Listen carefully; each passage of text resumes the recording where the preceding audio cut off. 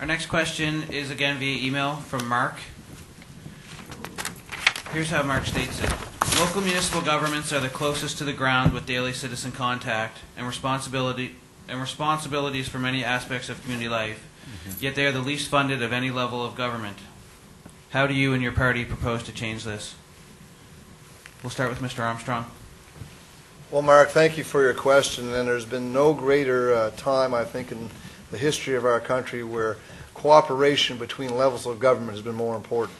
As we worked to get out of the largest recession since the Great Depression in the 30s, we put together a plan called Canada's Economic Action Plan, a plan where we worked with our municipal leaders and our provincial governments to try to provide funding for infrastructure projects.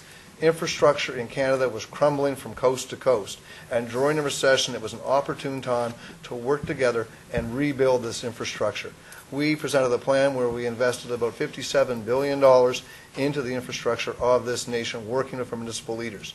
All you have to do is look around this riding and look at the infrastructure development we have. The $10 million investment in the Civic Centre, millions of dollars to the Nova Scotia Agricultural College, roads and bridges, the wastewater treatment plant up in Amherst, the prison development in Spring Hill. All of these projects, working with our municipal leaders, working with our provincial counterparts, have been able to employ literally hundreds of people in this riding throughout the Economic Action Plan as we emerge from this recession. We will continue to work with the municipalities as we move forward.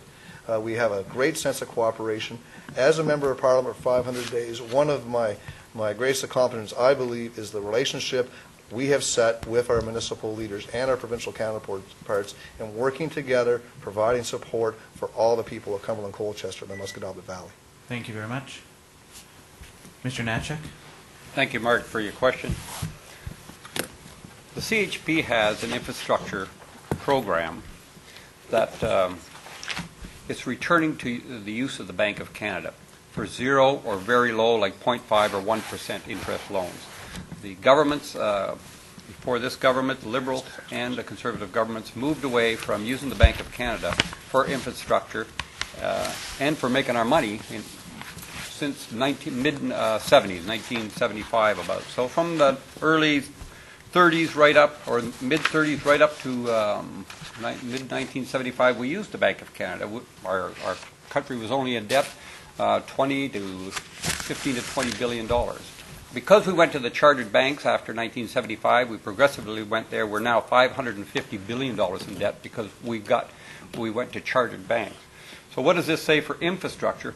That municipalities, cities, and provinces should be able to get zero or very low interest loans from the Bank of Canada for whatever projects they want, whether it's for hospitals, sewer systems, roads.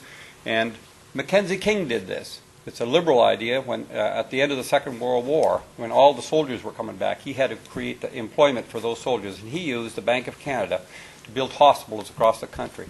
So municipalities should be able to do that. They know what's needed in the municipality. They'll be responsible to pay back that very low or zero interest loan. Thank you very much. Well, Mr. Mark, it's an excellent question you've given tonight, because I don't think any political party really deals with this with what it deserves.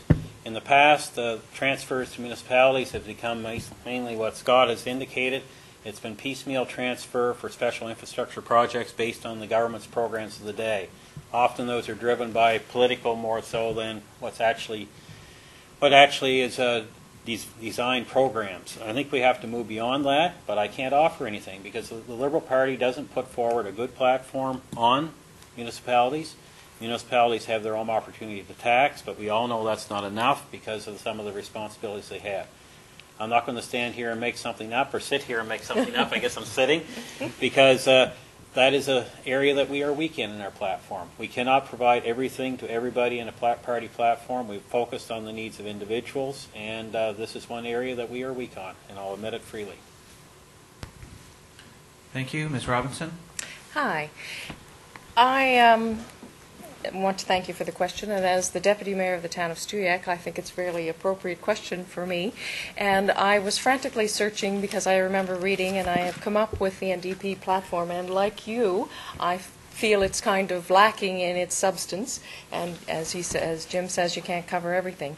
But however, I would like to say that, given the opportunity, I would like to change the funding structure for municipalities. The municipalities are the ones where everything is downloaded to the very end. It is impossible to increase the taxes to get to that point.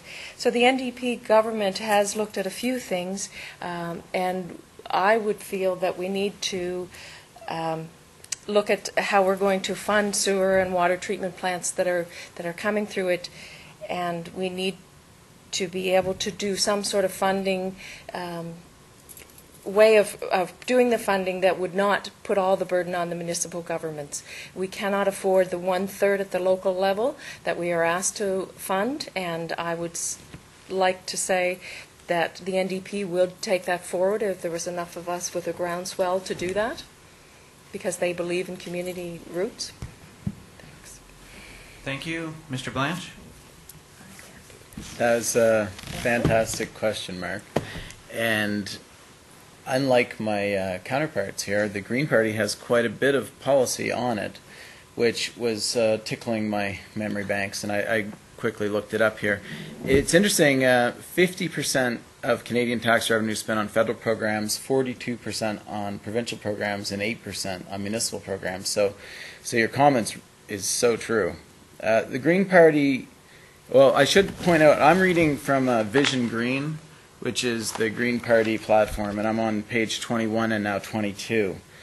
And I'm giving you the policy. The change tax policy to create a new pool of long-term municipal infrastructure funding by allowing municipalities to issue new municipal registered retirement savings plans bonds, which can be held in RRSPs and self-directed RRSPs. So that's one thing that we'll do. I don't see a hand yet. The other thing is create 6 municipal super funds of $500 million fund a year for an average of $100 for every citizen per year, to which municipalities can apply for grant funding to replace the less specific Canadian Strategic Infrastructure Fund. I apologize I couldn't keep that all in my brain. And I highly recommend that you go to Vision Green and have a look yourself.